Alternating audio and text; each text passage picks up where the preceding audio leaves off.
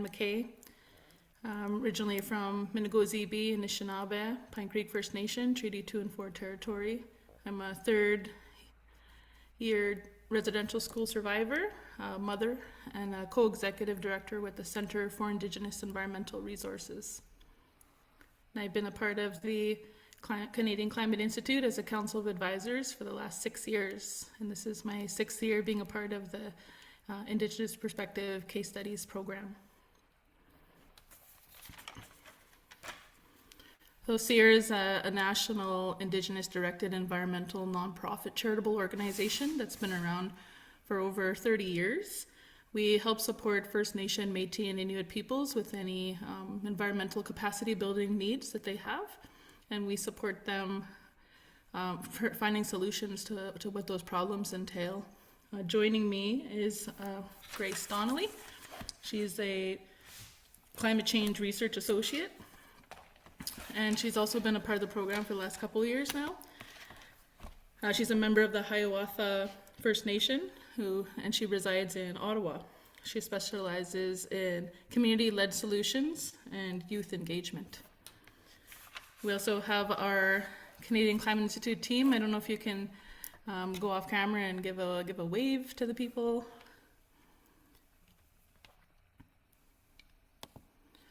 And we're gonna start with an opening prayer and a water song. I just wanna make sure that the room is filling up here. We have about 126 participants. I'm not sure how many were registered. But I see some of the introductions coming in the chat box. Thank you very much.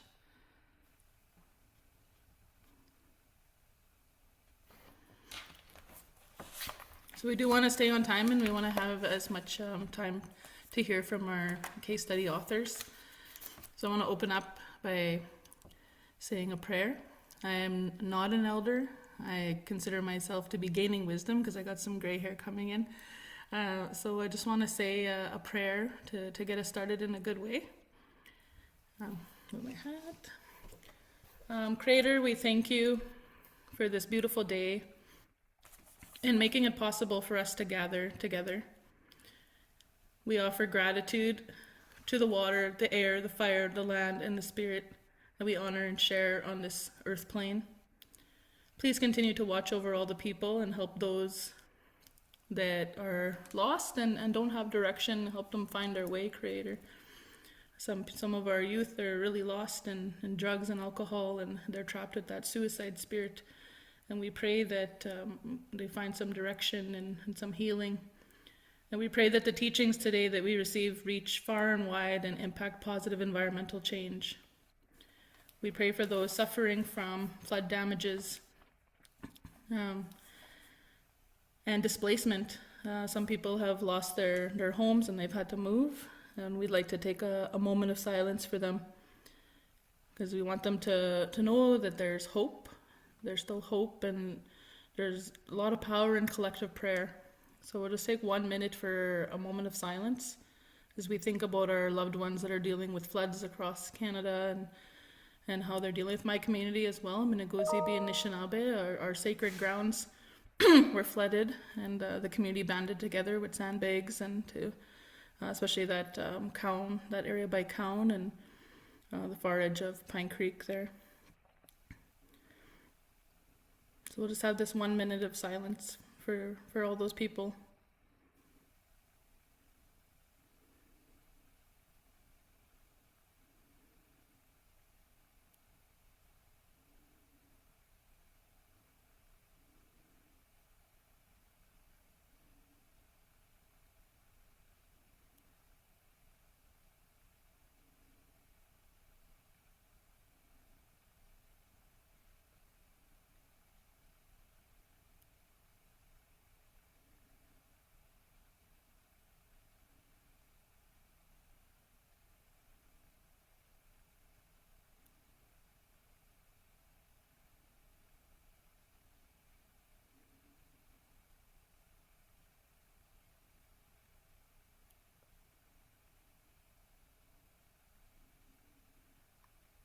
I'm going to sing a song now to get us started, as a tradition with our case studies, webinars. This song is a river song. I sang it before, but I just want you to close your eyes as you listen to the song and we think about yourself being on a canoe on the water, and how in some places in the song the water is really slow to start when you get in the canoe and you start paddling, and then you start to pick up speed as you hit those rapids. And then you turn that corner and it slows down again, so it's that constant like speeding up and slowing down and just being out on the water and just paying respect to the water and how it ebbs and flows.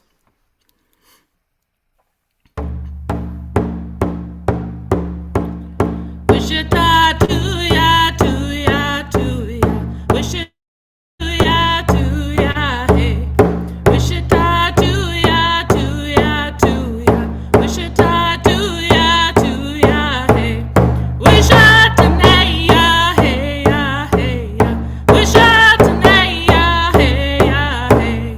Wichita, naya, hey, ya, hey, ya. Wichita, naya, hey, ya, hey. Wichita, tuya, tuya, tuya. Wichita, tuya, tuya, hey. Wichita, tuya, tuya, tuya. Wichita, tuya, tuya, hey. Wichita, naya, hey, ya, hey, ya. Wichita, naya, hey, ya, hey.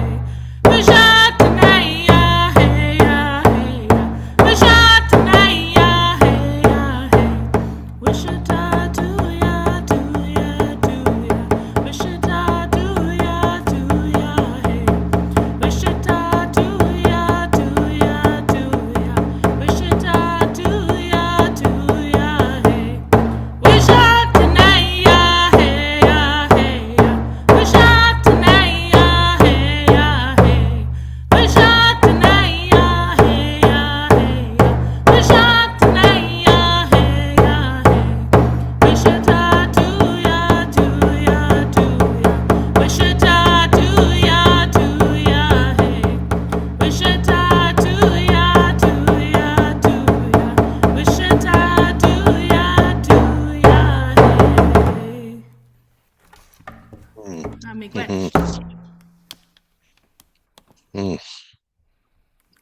And that is the river song. So I welcome you to share that song as it was shared to me, and to sing it for other people and give them that strength and that respect that we have for the water spirit and our ancestors that carry and take care of water.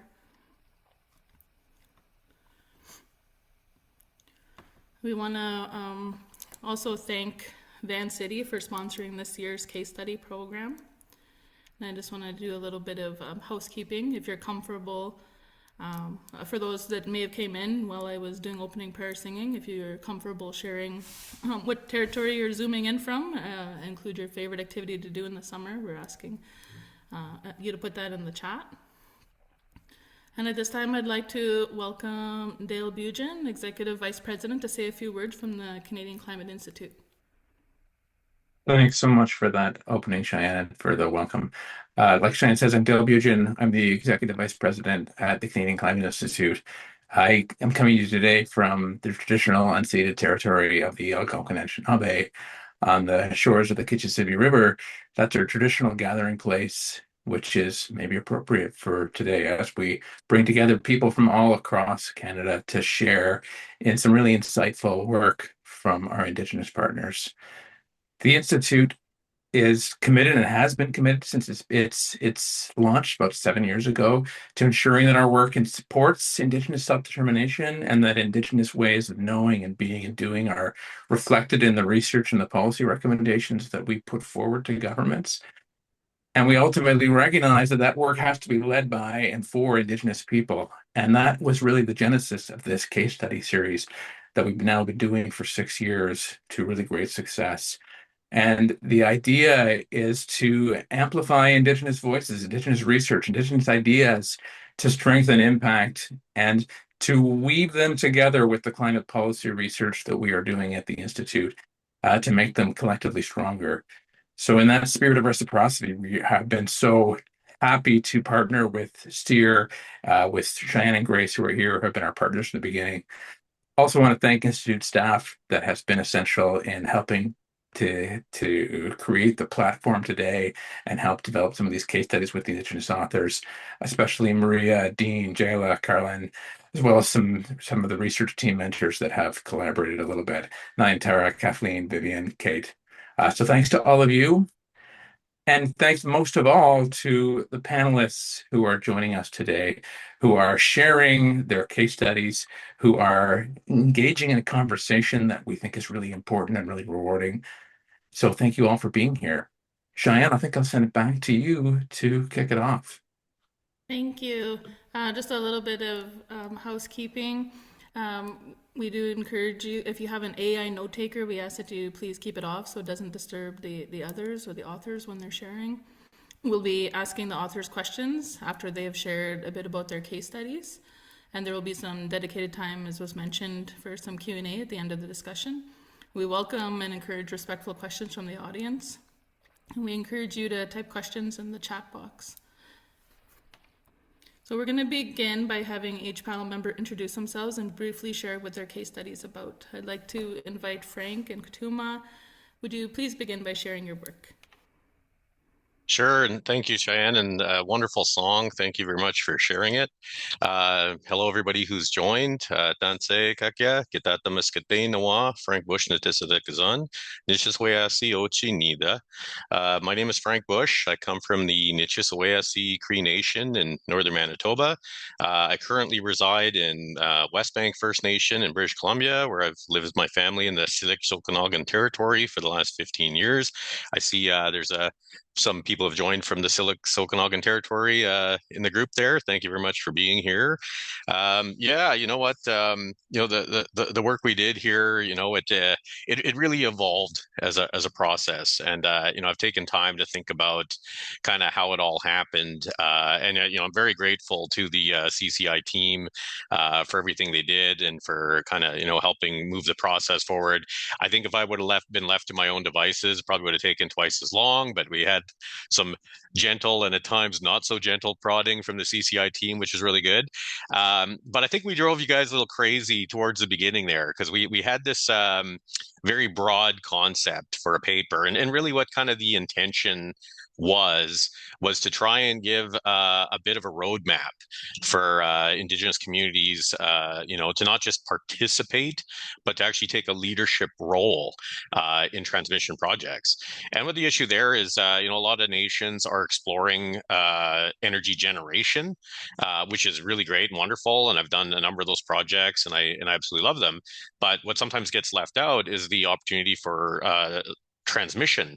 And if you ever look at your power bill, you might see that about half of your bill is from usage, the actual power that you use in your home, and the other half is for delivery, which is transmission.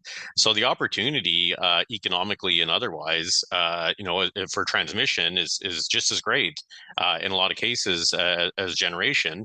And at times, what we've seen too in terms of electricity transmission is that it's sometimes a lot more palatable for communities, because everybody's driven by power lines and kind of see, what they do and where they are and how they look, and sometimes see birds sitting on them and whatnot. But you also know that you can encounter things like ice storms and that. There is certain risk factors that you need to be keenly aware of. You need to teach our children to be power smart, not just in terms of their consumption, but also being safe around electrical infrastructure. So we really wanted to be able to share that, with the communities. Now the challenge there is that Canada is a very vast country, so we have quite a bit. Of opportunity, but also the needs are changing. About 80% of our electricity infrastructure, transmission wise, is set up to go north south to the United States, and what we really need to rethink is we need a lot more east west transmission going across so that we can diversify our trade and the way we use power. But we'll need to double or triple potentially our transmission capacity over the next 20 years, which is a very daunting task because it can take quite a bit of time to plan some of these projects and arrange the financing, do all this work. So we started off wanting to kind of develop a guide for Indigenous communities who are wading into the waters of transmission, so to speak. But there's so much nuance, like there's so much detail. How many jurisdictions would be impacted, not just indigenous communities, but municipalities, provinces. And what we kind of found out in the process is that it's actually extremely difficult to build interprovincial transmission as it currently stands, because of the differences in jurisdiction and also in the regulation of some of the power, how it's conducted, whether it's an open kind of merchant market for power like we see in Alberta, or if it's more like, kind of a monopoly style utility, such as, in the way we get in BC and Saskatchewan and Manitoba and elsewhere in the country. The region made a big difference if you're in the Maritimes versus if you're in northern British Columbia or if you're in northern Manitoba. So we wanted to be cognizant of all those things, and the paper itself kind of evolved, and we had to bring in people. So at first it started myself and Dr. Joel Krupa, and we got some invaluable advice from Dr. Blake Schaefer, who we really wanted to incorporate, but he was just so slammed at the time with work and that. And he said, well, hey, why don't you bring in Quatuma?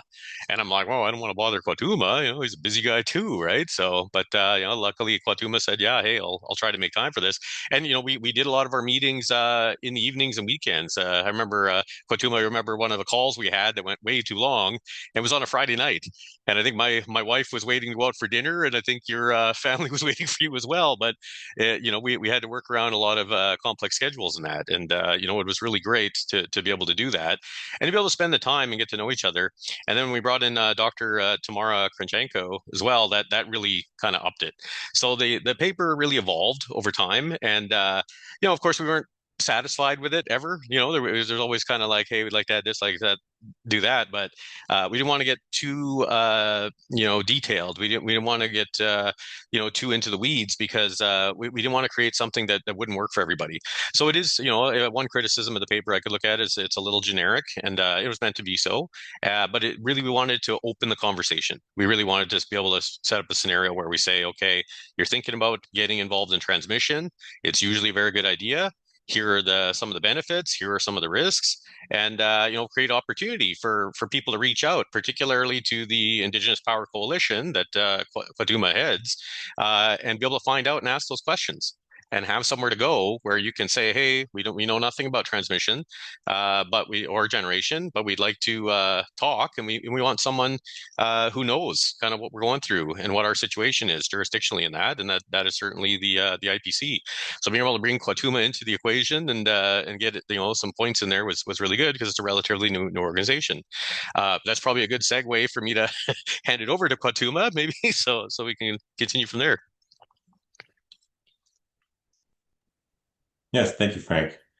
And thank you, Cheyenne, for that wonderful welcome and song and prayer. Thank you for starting us off in a good way. I'm calling in from my home territories here in Hoopachessa territory in central Vancouver Island. If you notice that there's a map behind me, and I'm right in the middle. And this is where I grew up on the Oswanus Reserve, right by our river. It's sockeye season. I cleaned it, got it and froze about 90 fish yesterday, so I'm kind of a bit tired. It's also 30 degrees, so it's a beautiful day to spend Father's Day and Indigenous Peoples Day and the solstice and my son's birthday all in one. So excuse me if I'm low energy today, but this is a very exciting topic. Transmission is just so hugely important. Frank and the other speakers will speak to why we need transmission. But today, electrification is already happening. And just by pure electrification is going to beat out other alternatives for electricities and fuels. And we need to prepare for that. We need to double the size of our grid.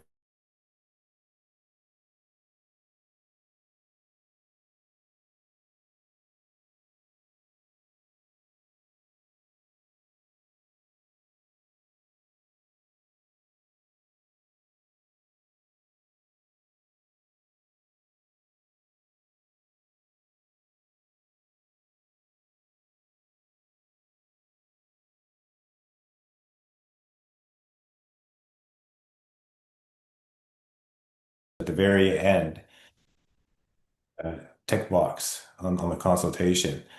We don't want that. First Nations don't want that. First Nations want to be part of the projects from the very beginning. And what I do in my role at the Indigenous Power Coalition is that we are trying to create a process, first looking at interprovincial transmission between BC, Alberta, Saskatchewan, Manitoba, a process and conditions for a successful coalition of First Nations to lead those transmission developments that will connect all those grids. And it won't be a big line. Um, when we talk about, a national grid, it's not going to be one big line. That's just not feasible or technically optimal. It's going to be more about coupling, so connecting grids at the most optimal sites. And that means that it's going to involve many nations because these linear infrastructure crosses many, many nations' territories. And so it's a big job for anyone to convene all those nations and to make sure that they're able to make an informed decision. And that's a critical part of our work is in order to get free, prior, informed consent, you need to be able to inform the nation several times. And it's not just the dev officers, the chief and council, it's giving them information so they can go to their community members to say, this is the benefits, the risk of this opportunity. And and this is the new approach that we can help lead if we want to build this project. This is the impacts to our nations, but also this is the broader societal benefit of this infrastructure that we could be a part of, to truly raise the bar for all nations across Canada. So we do that through several workshops, and we have done that through several workshops, convening up to about like 70 First Nations across Western Canada. We want to ensure that the First Nations are well informed and we're transparent about the benefits and the risk of this. And at some point, we would love to just hand off and see those nations continuing to advance those projects and decide who they partner with and how they partner with those people. And we'll just be here as a support. So that's what success looks for us. And so what does Indigenous leadership look like? On the ground, there's the free, prior, informed consent, making sure that the whole process that at each project stage, the nations are not just at the table, but have decision-making power. And I think that decision-making power is a key element at all stages, that it's not just going to be a passive role, unless the nations, of course, just want a small equity role and that's it. That's fine. There's a range of participation models that First Nations should be aware of and decide so that it fits their risk tolerance and abilities and resources. Um, there's the economic development opportunities. I think the key aspect of this is the nations aren't just looking in terms of 5 and 10 year builds. They're looking, when we talk about transmission, they're talking generations. This is a generational opportunity for the next 100 years. And what we're coming up against is that it's very difficult to plan or talk with utilities or governments when they're only looking at election cycles or small, and they don't want to, they're so, very conservative. They don't want to overbuild or they don't want to do X, Y, or Z. But the nations are saying, this is what we want. We see the long-term vision in our region, and these are the benefits. And hopefully we can get to a point where we can say, if you're not going to do it, then get out of our way because we can finance it, we can build it, and then you're going to benefit from it. So that's our position, and we're very excited to support the First Nations and to support the process with utilities and governments so that we can have a proactive approach to building Canada's next generation of electricity infrastructure. The past way of doing things is unacceptable. So hopefully in this new era of nation building, we can do it in a way that we can all be proud of. And I think that's my 10 minutes, but thanks for setting me up, Frank, and back to you, Cheyenne. Thank you, Frank and Katuma. We're going to hear from you guys again when we get to our more focused questions. But at this time, I'd like to invite Raylene to share with us a bit about your case study. Thank you, Cheyenne. Tansini Totema.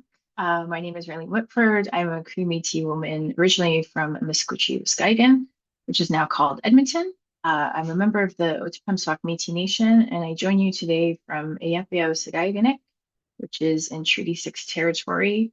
I just want to give a heartfelt thanks to Cheyenne for the opening prayer in the water song. It gave me goosebumps, and I just realized I was in your home territory last weekend, and there was a lot of water there. So thank you for reminding us of the importance of the water spirit. It is a true honor as well to stand alongside Frank and Kwatuma. And I think the case studies that we've developed are very complementary. But a bit about me. So I'm a lot of things, but right now I'm describing myself as a scholar practitioner. I work professionally, I work with investors to develop rights-based investment frameworks. I'm a chartered accountant. I'm also wrapping up a PhD at the University of Alberta in Indigenous Studies and Business. My research sits at the intersection of corporate accountability, sustainability disclosure, and what that means when it comes to corporates acknowledging and communicating information regarding Indigenous people's rights. So this case study is a very high-level summary of my third phase of research in my thesis, and the case study is titled "Who Holds the Pen?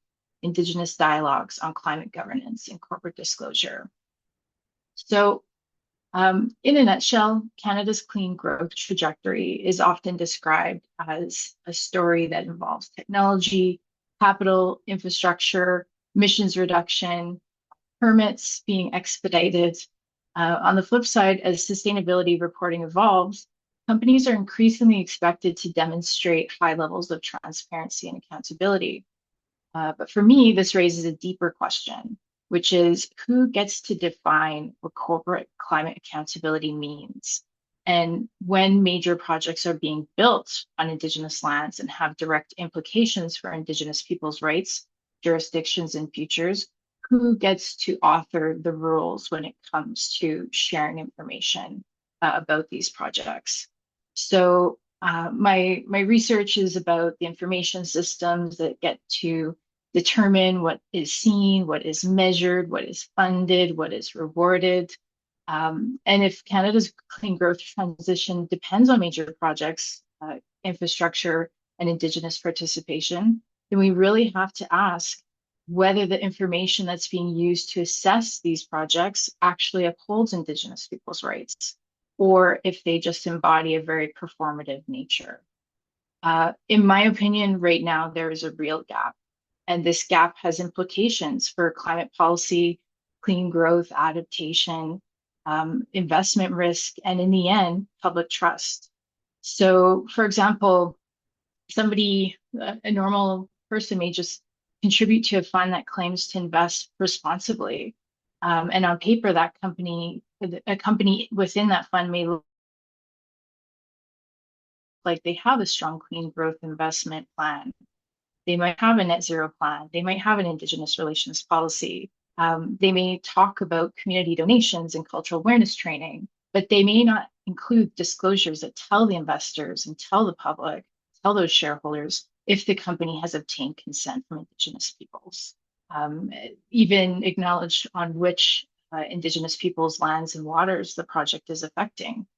So it's the absence of that disclosure which I'm interested in, and the rules that allow or omit that disclosure itself. To me, disclosure is not just paperwork. It is a very astute documentation, and it's a way of record keeping and archiving of information. And I'm just very mindful that it shapes whose rights are visible, what risks are priced, and essentially who pays when the system gets it wrong. So I'll take you through maybe the step phase of my PhD thesis in total. So it consisted of 3 phases. In the first phase, I reviewed 4 of the major global sustainability reporting frameworks in a lot of detail to really understand how Indigenous people's rights were addressed or not, and how those standards shape corporate disclosure. Then in the second phase, I analyzed the public disclosures of the entire TSX Composite Index, which consists of 220 companies at the time, and captures approximately 70% of Canada's total market capitalization.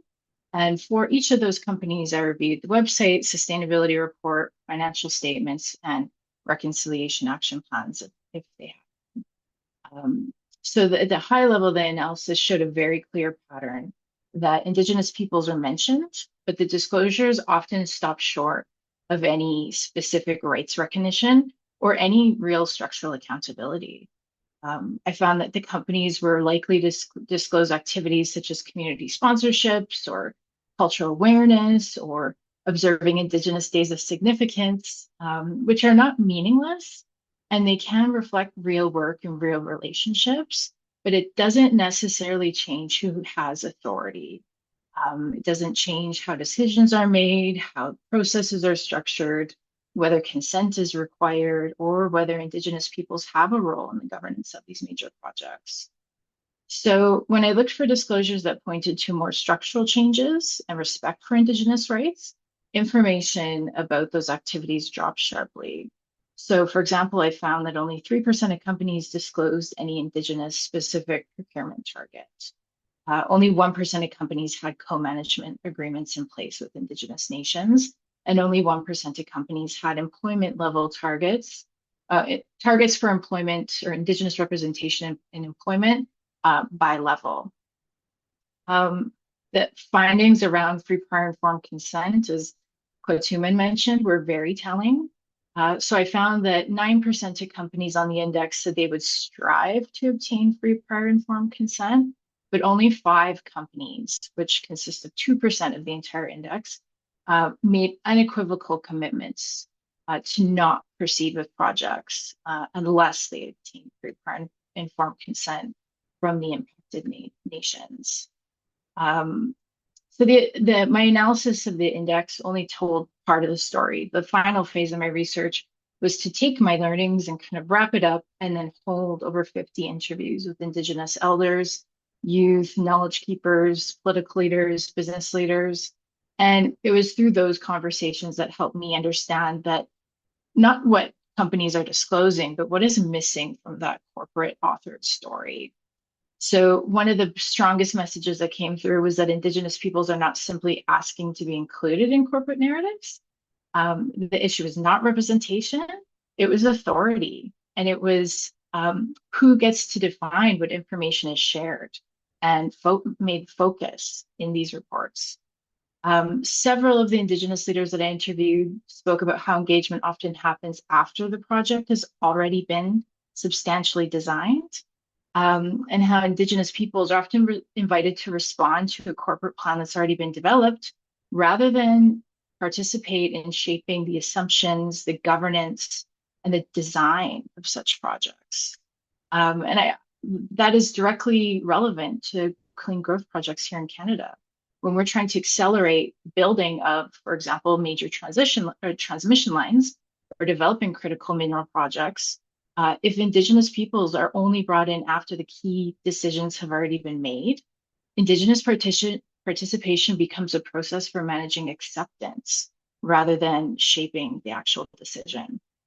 So in my opinion, that's not a strong foundation for climate policy, and it can create trust, or it can erode trust. It can create delays, it can create additional risks, and it can also lead to projects that are technically green, but they still reproduce the same colonial patterns of development without Indigenous peoples.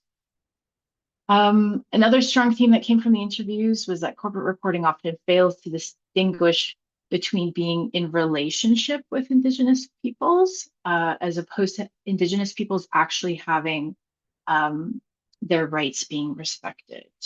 And I also found that companies use words like partnership and collaboration, reconciliation. And it was the interviews that really challenged me to look beneath that language and at the actual activities that were being described by these companies. To be very clear, community investment is not benefit sharing, and consultation is not consent. But I often found that those words were kind of blurred between the lines a little bit, whereas what we really need is very clear language and very clear rules that support the language that's being used in these reports. I also found that if a company appears to have strong relationships, they can also, at the same time, be leaving out very important unresolved concerns. So if the existing disclosure frameworks don't distinguish between, say, engagement, consultation, consent, or between actual partnership and shared authority, then policymakers and investors, they can overestimate or they can, I guess, misinterpret how legitimate or how low risk a project actually is based on the information that's being provided. So in sum, that's where the title of my case study comes from, who holds the pen. It's essentially about authorship, authority, and accountability. And it acknowledges that corporate disclosures don't simply describe reality, they help construct it. They shape what investors reward and the information that governments and the public rely on. And also what companies prioritize. And sometimes that is not in alignment with Indigenous people's rights. That's why my work is not just about reporting in the context of climate policy. It's about how clean growth is narrated, how it's evaluated and financed, and ultimately legitimized. So I'll hand it back to you, Cheyenne, and look forward to hearing the audience's questions later on. Thanks. Thank you. We're going to go to some focus questions. And the first question I have is for Frank and Katuma. So Frank, your case study notes that owning electricity transmission assets brings significant benefits to communities, but also carries real risks. What should Indigenous communities be weighing carefully when considering transmission ownership? Well, thank you, Cheyenne. That's a really great question. I mean, for a lot of communities, this is relatively new, particularly kind of what our team is asking of them is to take a leadership role. Now, although transmission's new, certainly capital projects are not. Just about every nation I've been to about 300 First Nations across Canada, even up in the Arctic Circle. Everybody's done a capital project, whether it's a new band office, a youth center, a health center, something like that. So structurally, those types of activities are kind of all the same. Just a very similar process. It's just at a much larger scale. And I think that's what can cause a lot of fear and anxiety for Indigenous communities is the price tags, the numbers. Like I think that Manitoba, Minnesota transmission line was originally estimated at 492 million. And I was asking some of the chiefs in southern Manitoba to take a 50% stake in it, so about 250 million, $250 million. That can be very scary and terrifying. But it's really, for me, what it is, it's an opportunity to be included where we've historically been excluded. And we see situations in Ontario, particularly with the Wataya Power Line and the Five Nations Power, where they had to fight for their seat at the table. Even going back to the 60s and 70s in northern Quebec, with the Northern Quebec Cree, they really had to fight, like under Chief Billy Diamond particularly, had to fight for their seat at the table. We're kind of sitting on a bit of a precipice historically for Indigenous communities where we can be like, you know what, we're not going to be left out this time. We're not just going to participate. We're going to take the lead. Now, being the leader does come with significant risk. And I think anybody who's ever served on chief and council or in government can tell you that, the buck stops with you. So although there is really great opportunities to have like generational, wealth added to your band's balance sheet, there are some risks, particularly like pre-planning risks. You can kind of start pre-planning a transmission line and find out that it's just not economically viable. It's rare, but as we rethink the grid and as power usage changes, we have to reassess constantly. Something that may not have been viable 10 years ago may be extremely viable today. So we really have to take a second look kind of at everything we're doing. There's always cost. You're going to do any kind of planning. You're going to have to take scarce resources, away from potentially other things. And I don't just mean financial resources, but like manpower, right? So people have to, do the work. You have to put together a committee. You have to create a governance structure, and you have to have those meetings and make those meetings work. I always say if you leave a meeting without an action item, you shouldn't have been at the meeting, right? So like I take those things very seriously, particularly in governance, because of my corporate experience, working as a CEO on the Toronto Stock Exchange. So I really want nations to take it very seriously and to take it from a place of leadership. I think what I find is, reputational risk seems to be one of the biggest factors when I'm speaking with leadership in a community, because they say, okay, we don't want to look stupid. right? We don't want to look stupid. We want to explore this. We want to check the opportunity. We want to have the right information to make the right decision.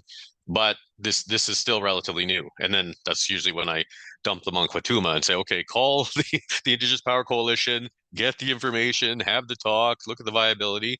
I'm always happy to help. I get calls from nations all over Canada whenever they're thinking about a major project. They give me a call for kind of what's the latest. And we're really in an evolutionary process right now. Like the game and the board is constantly changing. One of my co-authors, Dr. Joel Krupa, he got to work with a community over a long term. I seem to do more like piecemeal projects with communities all over Canada. The work that Dr. Krupa did with Pick River years ago the community, he got to see the evolution. And we mentioned that in the paper quite a bit there, that it started with the IBAs. So we've all done the impact benefit agreement thing. We've seen things kind of come through the community. For the most part, we have. This is very much a different way of looking at things. So, it's not without risk. And you got to have some skin in the game. You got to show up to the dance with money. And that's something that's very new to communities. The work that I did with the First Nations Finance Authority, I think I helped deploy about 725 million across, 10 provinces and 52 First Nations. It's new, it's different, but that doesn't mean we should fear it. We all use power, we all need power.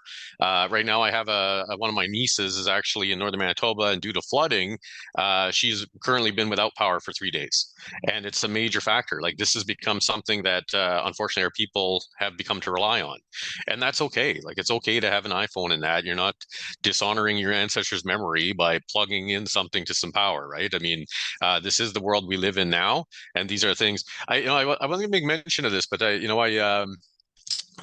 was mentored by the late Murray Sinclair, and I was at a ceremony with him one time in Winnipeg years and years ago, and he said this thing in ceremony that I wouldn't have repeated while he was alive, but he said, Creator didn't give us just enough teachings for the newcomers to show up and save us. He said he gave us teachings for cell phones and power lines and things like that. The problem is we stopped listening. We stopped actively engaging. We stopped, talking with one another about what can be done. Because when you talk about project of the scale, like, you may have multiple nations involved. The Witeanet power line had 22 nations involved, all with different agendas, all with different levels of capacity, all with different access to capitals. And that was really the difficult part, was the internal side of kind of making it work. So there are problems, there are challenges. Governments change, provincial governments change, federal government change, policy changes, and then internally as well. There's sometimes some of the nations are still on 2-year election cycles, and that can create a lot of difficulties and could create problems in the project later on. But you have to have a little bit of an appetite for risk, but risk is always balanced out by information. So the better information you can have, such as the information that's provided by the Indigenous Power Coalition, can really help to make a project success and to mitigate and limit those risks. And then being able to have somebody like Quatuma who could say, hey, we might be time to pull the plug, right? So I think that's one of the things we have in common, is that we're always happy to give a very honest answer to nations who are looking at something, and I think that's exactly what they need. So we're going to continue to do that future, and really like to see more getting into those questions about how can we contribute to the rethinking of our power grid. So I guess I'll throw it over to Quatuma there as well. Thank you, Frank. I'm going to move on to the next question, because we're at time. So, Quatuma, you make the case that Indigenous communities are uniquely positioned to facilitate collaboration between provincial, environmental, and corporate interests. Can you elaborate on why that is and what that kind of leadership looks like on the ground? Yeah, for sure. Thanks, Cheyenne. Thanks, Frank.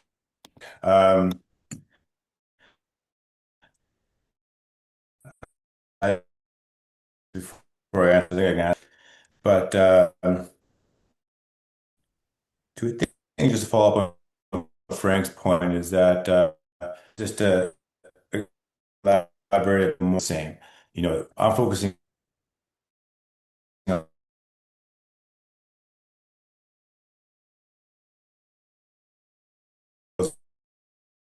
very bespoke in terms of how they're financed and how they're built, and then there's in the market. There's a great variations, and so each opportunity will be unique. utilities. So how you go about financing that will be very different. Uh, there's also in-system crown utility or regulator to allow me to do this because our liability is not element opportunities because I have, X, Y, and Z industrial customers who want to interconnect or invest here, but they can't because we don't have enough power. And those are much more challenging, especially when you're dealing with a market like a regulated utility where it's crown owned. So the next point is that how, if we're going to build the next generation of electricity infrastructure in Canada, we need to be open to doing things differently. And I say that in terms of how utilities are regulated.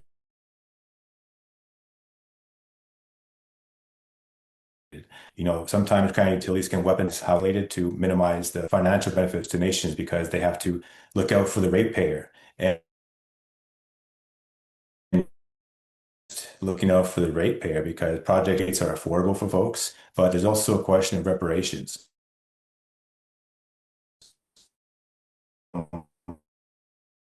Cheaper, and that's something that's consistent of many, many nations who have traveled to across Canada.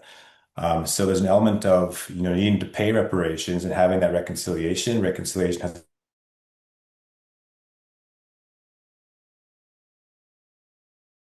that comes from the rate base or the tax base relationship between the business arm of the nation and the entity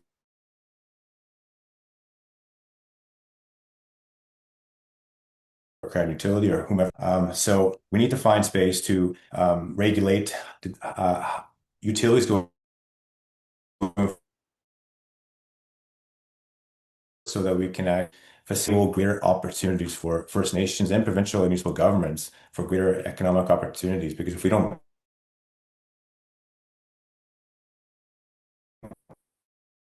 structure, then we're not going to make strong to where it's needed. And we're already in that space. And even now, governments are still failing to meet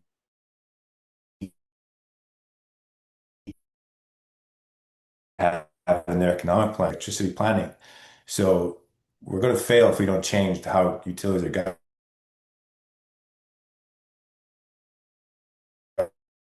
Because they're very conservative that potential. Because all the nations who have called me in British Columbia, they have opportunities. They want to build transmission. They want to build generation. They want to interconnect with industrial customer in their territories, whether it's a mine or a onshore fish farm or whatever it is. But right now, they currently can't do that. So creating space for First Nations within the utility space is, I think, critical for us to move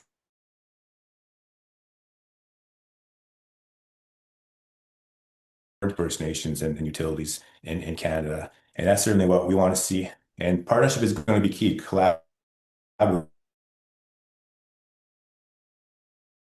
is going to be so important because we have crown utilities, we have an unregulated market in BC, in Alberta, sorry, and First Nations are at the intersection of all that. And we are not just thinking about our quarterly reports or integrated resource plan or whatever. The First Nations are thinking about the land, the impacts of this project, and they're thinking generations down the line and seeing how their communities will benefit long term. They see the long term benefits of this and they're willing to explore further to invest with the appropriate utilities and grid operators to make it happen. And so, recognizing that First Nations are not just rights holders, they're governments, they're also economic partners, all those at once.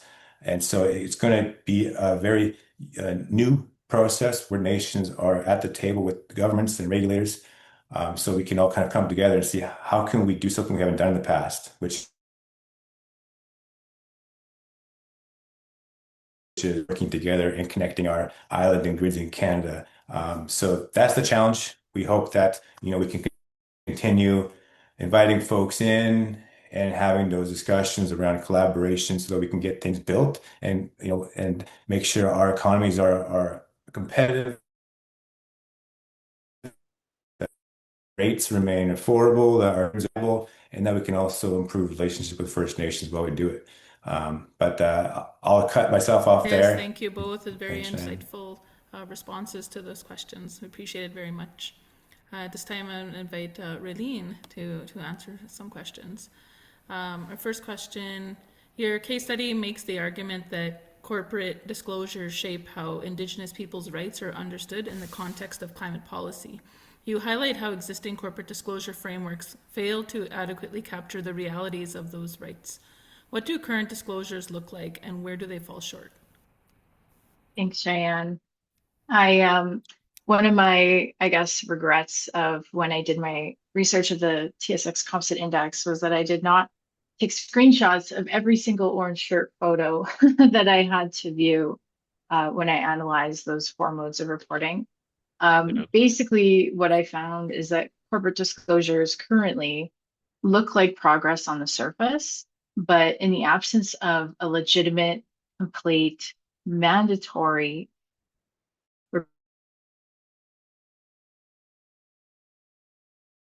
standard, our current corporate a self-selected narrative of the company's own view of its relationship with Indigenous peoples. So when Indigenous governments, the disclosure often doesn't tell us what nations were actually engaged,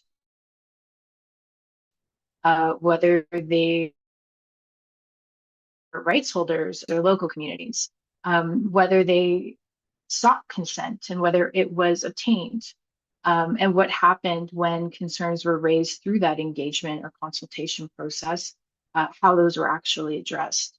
So all of that information, for the most part, was omitted in these corporate reports, and Indigenous people's rights were positioned largely as social issues, which they are not. Indigenous people's rights are inherent and pre-existing. They're not matters of community relations. They're not EDI. They're not, stakeholder engagement. They're legal, political, and jurisdictional rights that are deeply connected to land, waters, and have been affirmed in international human rights instruments. So at a very high level, what I found was that the corporate disclosures fell short most often in 5 ways. So the first, which very, very clear, is like local communities or stakeholders, which might seem like new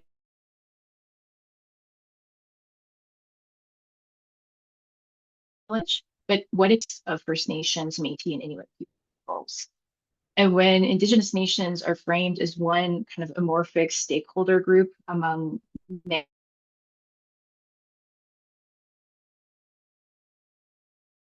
others, authority often disappears from view. The second finding was that the disclosures often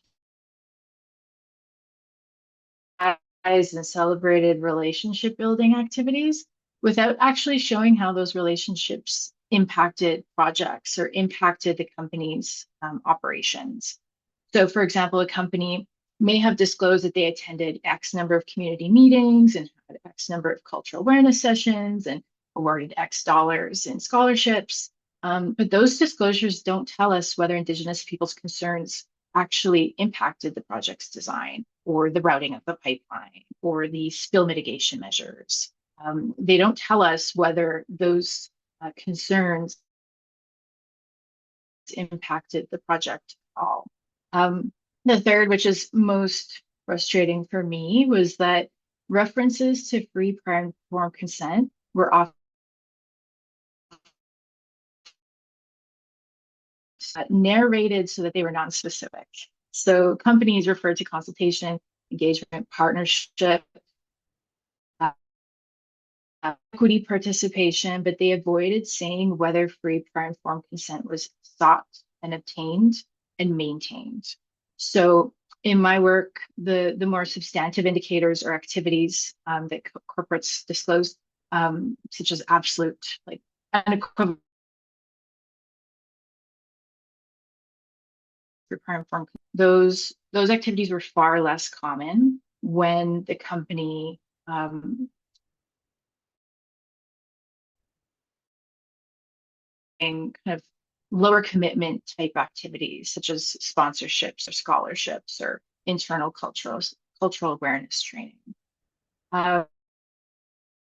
Finding was that the disclosures rarely addressed any sort of conflict or any sort of unresolved concerns. The only place that I found those were often addressed would be in the financial statements. For somebody who has a background in corporate reporting, the indication of conflict in the MD&A. So whether Indigenous nations oppose a project or not, whether the litigation occurred, that was not talked about in reconciliation action plans or sustainability reports, nor on websites. So very specific information was found in different modes of reporting.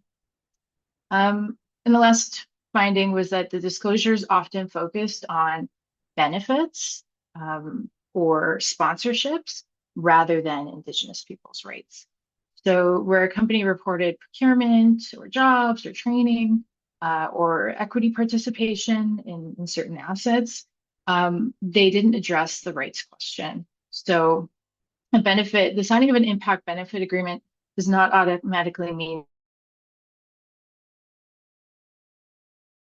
jurisdiction and reconciliation language, whether it is in the website or a reconciliation action plan, doesn't necessarily accountability and the internal mechanisms for that accountability.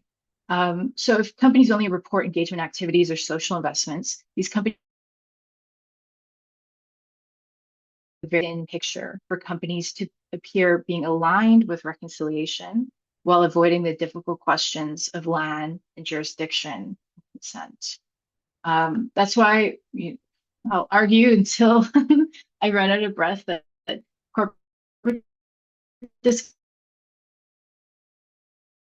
not just reporting makers come to see as acceptable. And so if disclosure framework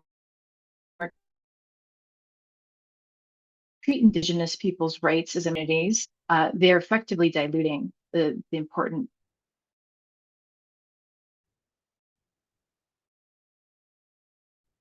data. In itself is the gap between performance and accountability. And again, in the context of climate policy, that gap is not minor. And it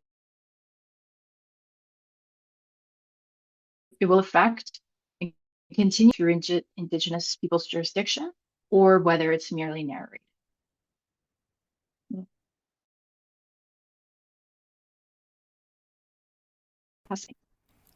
Thank you. It's very very insightful information on disclosure. It's gonna be it'll be interesting to see. Is that your case study emphasizes that corporate disclosure should center Indigenous nations as right holders, not stakeholders. Can you unpack what that distinction means and why it's so crucial? I know you did touch on this a little bit, but can you unpack that a bit more? What does that look like in practice? Yeah, thanks. I think it's an important question to address, and sure that I don't know how many people are joining the meeting today, but if there's one takeaway that you can take from my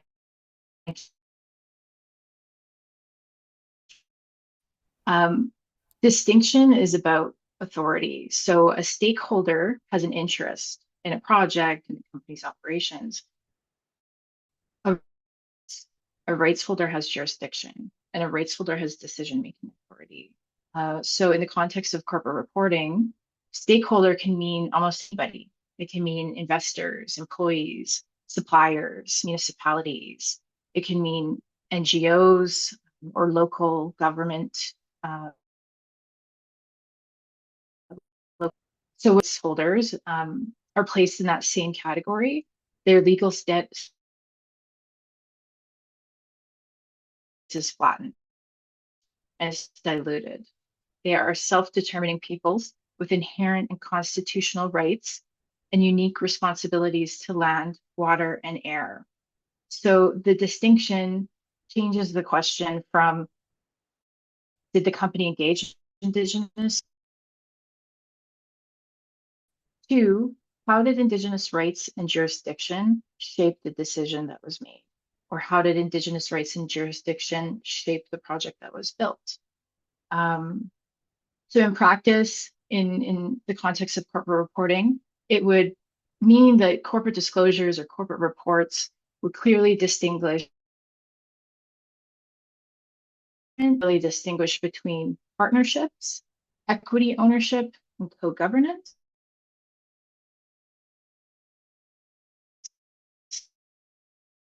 And they would distinguish very clearly between Indigenous-led monitoring, benefit sharing, and true decision-making authority. As one Cree knowledge keeper said in one of my interviews,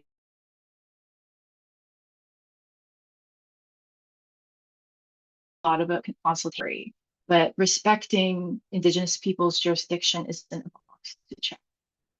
And whether a project moves forward requires consent, not just a permit issued by a settler colonial regulator. So that in itself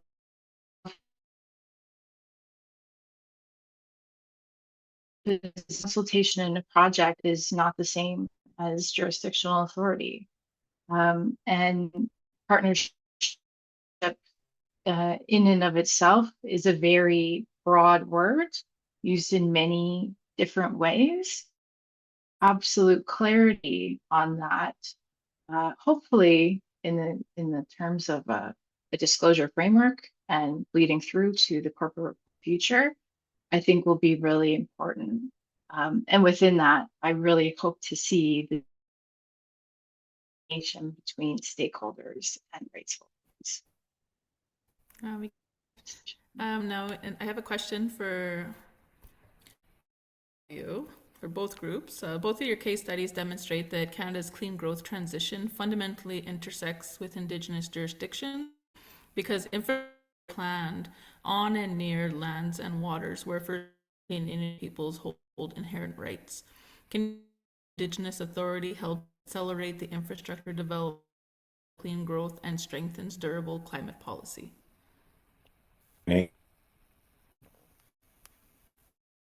You know, I think I think there's this part of the evolution that we're seeing. I think Indigenous communities, if the work is done up front, like if we determine, what we're willing to do, that's why I love when a nation or group of nations together, go through a land use planning exercise to determine which lands are available for development and which are not, which are sacred to the community or have particular ceremonial or sensitive environmental scenarios where say these are kind of the no-go zones, right? So as long as you don't paint your entire community and traditional territory as red no-go zone, you say, okay, where could we develop? Like where could we strike that balance? There's weird spin-off benefits that occur in some kind of a development, particularly in terms of whatever the development you're building usually requires an access road. And that access road can help sometimes hunters, trappers, and fishers to access parts of their land that were previously very difficult to get to. And a lot of particularly in my community, our trappers are aging. They're getting older. There's not as many young people who are getting into traditional lifestyles other than kind of as a hobby. But it's very important that we maintain those traditions, those ways of doing it. So I love hearing about Quatuma cutting up 90 fish there yesterday, right? 'Tis the season. But we need to be able to do those things. And sometimes it gives us the opportunity to be able to get in there and enhance that. Now, what we're seeing, though, is kind of also the ripple effect. So First Nations can get involved, choose to even lead the process, and really reduce the amount of time and red tape that a project execution can acquire. But also we can reduce the cost of capital. So a lot of times when you do these big projects, you're raising money privately, you're talking to private equity funds, sometimes venture capital, and that can be very scary and costly, right? And nations don't have a lot of experience. People like Raylene are very rare who could actually interpret and help to break it down for a community about what the financing stack is going to look like. And I think some of the future work I'm going to be doing will be around designing those financing stacks, but it's so new.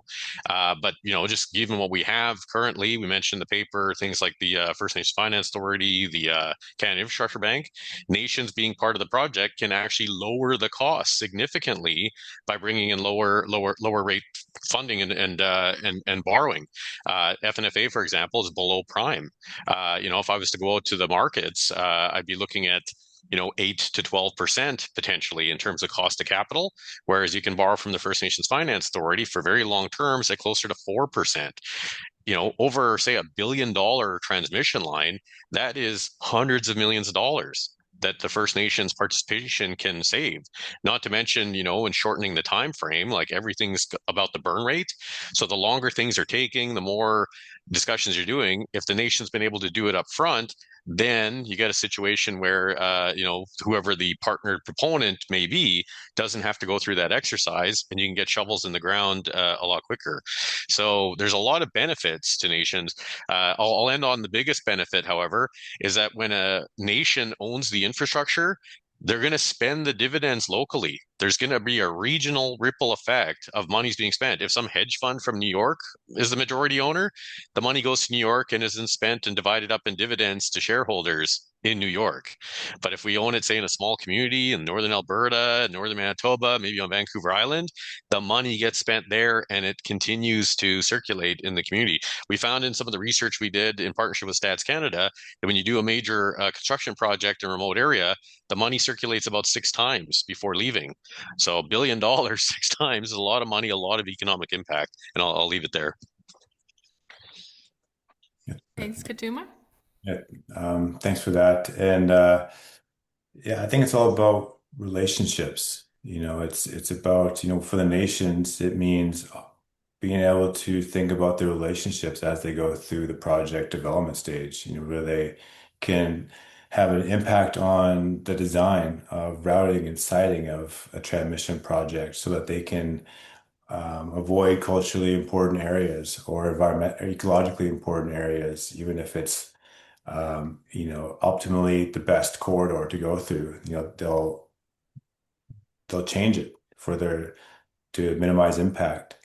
And so I think it's a very easy test. If there's Indigenous authority in a process, has the utility or developer relinquished control to the nation? Has the nation actually had any material impact on the project, or how is that decision-making power materialized in the project? And that's something that is still a question mark, at least in terms of utilities, and that's something that we're hearing a lot from First Nations, is that, we're in this era where it's more prescriptive equity offerings, but we want to get to that next stage of First Nations leadership, where it is true partnership, where First Nations are actually having a say, and not just on project specific opportunities, but on the actually planning of the grid itself. Because that's the level that we need to be thinking at, and that's where utilities are going to benefit from our wisdom and our knowledge of our territories. And not only that, but our consent.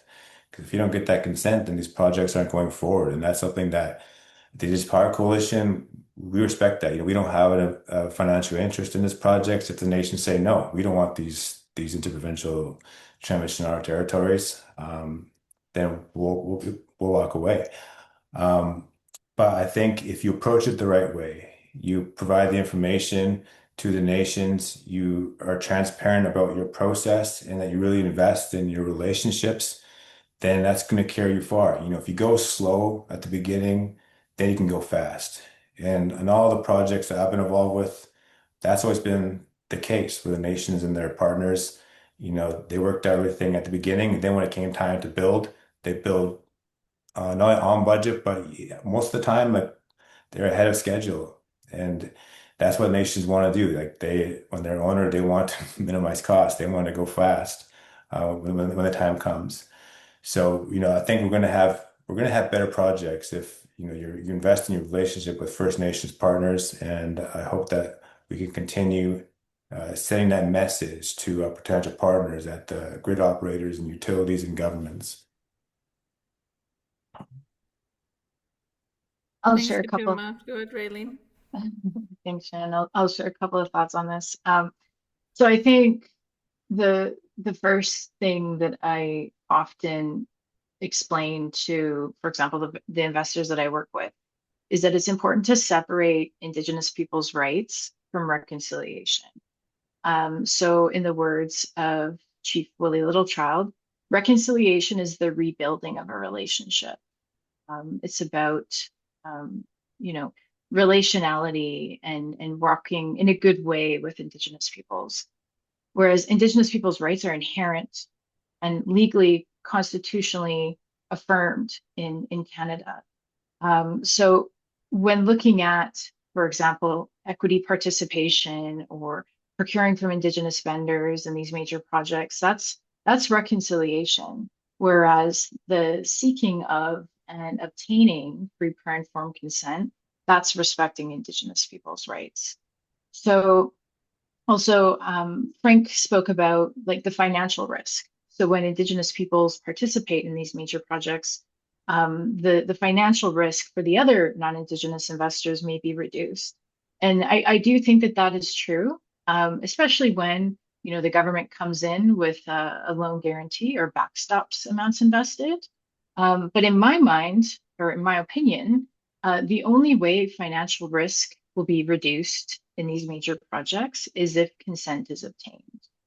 And the next step is if these projects are Indigenous led. So it's the Indigenous nations themselves developing, designing, seeking non-Indigenous investors for those projects and then building them on their land.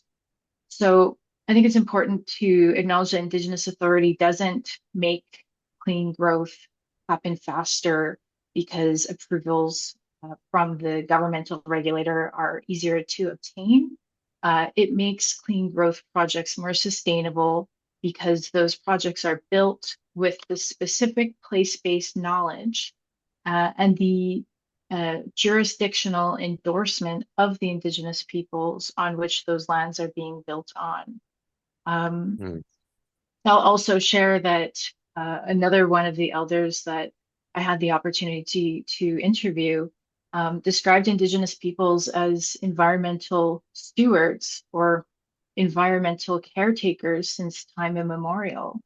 Another participant that I interviewed noted that climate policy discussions often focus on, say, emissions, while overlooking the inherent right to governing or self-determination in governance systems that should be determining whether these projects can proceed in a legitimate way.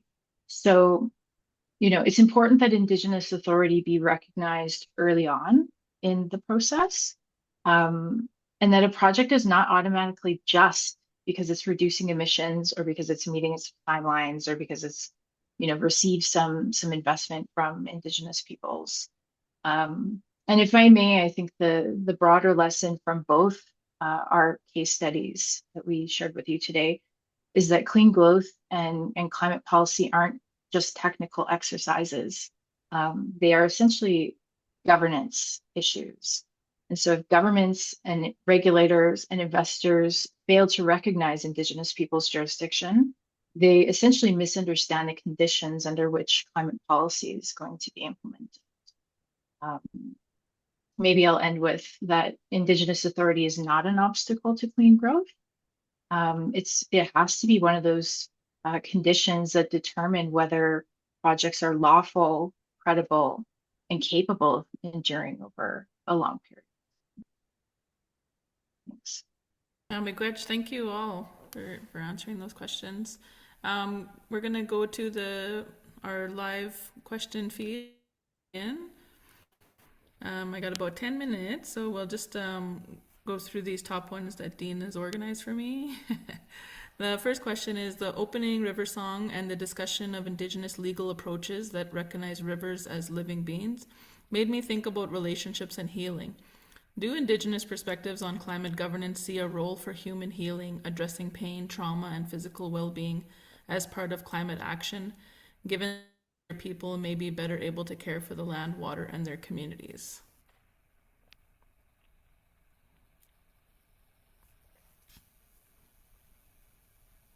I can try to take a stab at that. Okay. Just in terms of following up on the theme of relationships, I think that there is an element of healing because I think not just First Nations people are impacted by colonization, but I think settlers have been impacted by colonization too, whether it's happening in Europe historically or here. It's a violent process that is continuing. Colonization is not an event; it's a process. That's what Patrick Wolf said, and so those infrastructure of extraction has been violent, and it continues to this day. And that's why we are talking about reconciliation. We need to ultimately address that violence through peaceful means. And so how can we have alternative peaceful means that can reduce that violence, not just to people, but to our relatives in the land, the rivers, the trees, and all the animals in life that are impacted by our economic systems, our modern economic systems, not ours, but the ones that were introduced, which is, a combination of colonization and capitalism. And that has greatly shaped our relationships to land and to all of creation because everything is a commodity. Fish has become a commodity. Water is a commodity. We think that it has this value that we can exchange rather than a relative. So I think we do need to also heal our minds and rethink about our relationship to the creation and move away from, responsibilities. Move to the responsibility that we all need to take care of the earth. We all need to do better, not just at a personal level, but also at a systems level. And that's why we need to take, climate action and move to more, non-emitting electricity sources and away from fossil fuels. But that's how I think about it. And I think, if more people have a greater relationship to place and to the indigenous peoples who have lived there and respect that, and are conscious about not just that relationship, but in a daily practice. And a lot of our philosophy, whether it's the good mind for the Haudenosaunee or, aloha for the Kakamali in Hawaii, or for us, it's Samasnak, having respect. It's a daily practice of how you think about your thoughts, how you interact with your children or people, how you take care of yourself, and just being able to take care of yourself so you can maintain that good mind. And then when you have a good mind, you can go into the world and interact with people on behalf of your government or your people, or relate to the land better. So I think that would help a lot of people who don't have a connection to nature and whose only relationship to land is commodity and extraction, which is ultimately a violence that indigenous peoples know all too well. Miigwech, I'm going to jump onto a second question just so we can try and get through as many. This one is for Raylene. How should Canada's taxonomy be designed to improve the quality of disclosures and ESG labeling related to Indigenous right holders? Well, I don't think there's enough time left in this webinar to answer that question. But what I will say is that it has to be Indigenous-led. These systems, these standards, these processes cannot be developed by non-Indigenous organizations and then taken to consultation with Indigenous people. So in the context of a taxonomy, I will assume that Indigenous rights have not been addressed at the core foundation. Otherwise, this question would not be asked. So my advice would be to, I guess, develop a pathway for that piece to be developed by Indigenous rights holders through community-based research, consultation, which is lengthy and will take time. But for it to be a credible standard or taxonomy or any type of rules-based framework, it has to take time and it has to go through those different layers of engagement and visiting and storytelling, sharing with the incredible diverse groups of Indigenous peoples across this country. Thank you very much. So we're going to move on to our closing question for all panelists. And also in the chat there, if you didn't get your question answered, you could follow up with Climate Institute. The information is in the chat box. So the question for all panelists, what's one policy shift that you would like to see over the next 5 years to uplift Indigenous rights and leadership?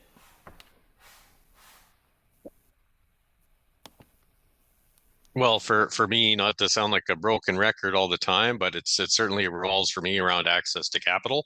It's very a new thing for Indigenous communities. I'm becoming more and more kind of focused on what's happening with some of these loan guarantee programs, and also with the new special purpose vehicle system that the First Nations Finance Authority is launching. So, in their paper, we were calling for amendments to the First Nations Fiscal Management Act, which at the time of writing, they hadn't been, but then now they actually have been approved and will take effect in the fall. And I think it's going to be a massive game changer for Indigenous communities to be able to group together, work together, and borrow at government rates for what is fundamentally kind of, in a way, business investment, particularly in major infrastructure projects. So I think we're going to see a massive effect here. I hope I'm proven right, but obviously nothing's ever perfect, I guess. But we're certainly headed in the right direction, where if we can kind of create those opportunities where nations have as much access to capital as corporations and in some cases individuals do, and at same or similar rates, to me, that's what's going to equal the playing field, where nations can actually show up to the dance with money. Massive deal, because then you're more in the driver's seat. So we're in a situation now, and we stand on the shoulders of giants. You know what they did with the Wateawanet power line, what Henvey Inlet has done with other power. One of our former papers was dedicated to the late Byron LeClaire, who was a major pioneer in Indigenous inclusion and generation transmission projects.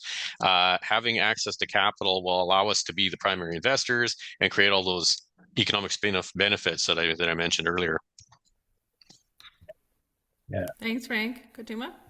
Yeah, I think just continuing my theme of making space for First Nations peoples, Indigenous peoples in these spaces, and to be more, but more specifically, we need more women, we need more folks from the LGBTQ, as well as youth. We need diverse perspectives in how our energy systems are built, how they're shaped, and how they're governed moving forward, because it's something that it's going to impact our territories quite a bit. And so, I think the utility business would benefit a lot from all those folks in First Nations, because we can't have engineering people only looking at these things. And I think we're going to benefit for more diverse perspectives. And in terms of like governance, how utilities are regulated, I think we just need to do things differently if we want to build at the scale that we need by 2050. Thank you, Raylene. Thanks. I want to emphasize what Katuma just said about ensuring that there is better representation of women, Two-Spirit, youth peoples in these conversations. Often, I don't know, industry likes to go to the people that look and talk like them, and we need to open up this dialogue to a wider group that have important and very informed perspectives. So the one policy shift that I would like to see is the development of a comprehensive, credible, and mandatory reporting standard for all publicly listed companies in Canada to report on. The standard needs to be First Nations, Métis, Inuit authored. And when I say that, it's not just a small group of consultants. It needs to be done through community-based research. And it can't be a framework that is drafted by a settler state standard setter or a regulator and then sent out for consultation during a 60 or 90-day period, and written in very technical language. It needs to go through that community-based development process. And to me, it makes sense, but if it doesn't make sense to you on this call, like an Indigenous-led process where the rights holders themselves define what companies, like the information that companies should disclose when a company's activities impact Indigenous lands, waters, rights, and governance systems, is going to be the best standard to communicate meaningful and decision-useful information. So my goal is not to have more ESG language or to have more companies publishing pictures of people wearing orange shirts in their reports. My goal and my mission is to get better information published for investors, regulators, and Indigenous governments to use, And to be honest, I think we've heard the corporate's version of a story for long enough. And the next step is for Indigenous peoples to help. Great, thank you, everyone. So we'll move. We just want to extend our appreciation for you coming and spending some time and giving us your energy and sharing about your case studies. We invite everyone to read the case studies. They're now published. They were released over the week and over the weekend. So we encourage you to read all the case studies and really absorb and reflect on the information that was shared today. As an appreciation for your hard work and support of the program, you were all sent some gift boxes. Did you receive them? I received mine. It was I did too. really nice. So thank you, Climate Institute, for attending that. And we want to thank Van City for supporting, and for everybody that's on the call that took some time to listen today. And this has been recorded, so we hope to share out these key messages far and wide. So you may unmute yourselves and say goodbye in your language. For me, it's Kika Waba Min Minawa until we see each other again. Yeah, nice. Quick. Okay.